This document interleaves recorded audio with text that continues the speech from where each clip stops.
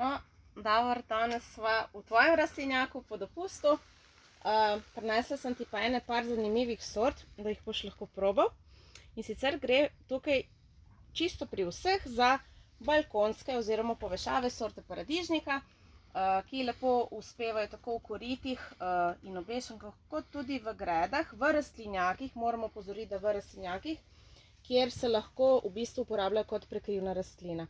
Tukaj imam s sabo 5 različnih sort oziroma 4 različne sorte paradižnika in pa fizalis, ki je kot posebnost. Vidim, da imaš tukaj v ozadju ti enega njegovega sorodnika, ki še ne zori. Tvoja je andska jagoda, tole pa talna češnja, ki ob zrelosti takole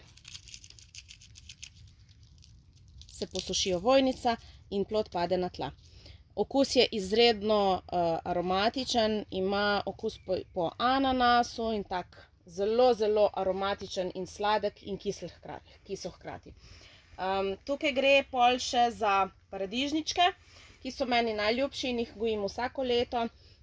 Tale recimo je absolutni favorit.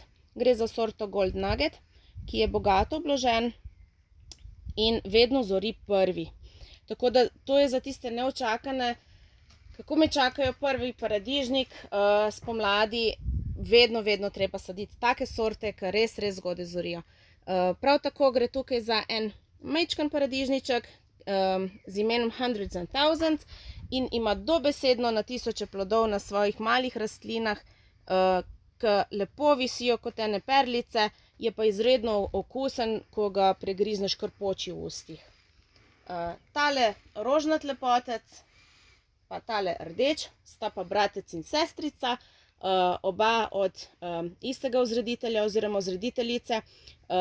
Mislim, da je ime Tatjana Kuričneval, neki tacga, ena Rusinja v glavnem, ki je tole stabilizirala iz ene hibridne sorte. Gre pa za Anmor Treasures pa Anmor Dewdrop.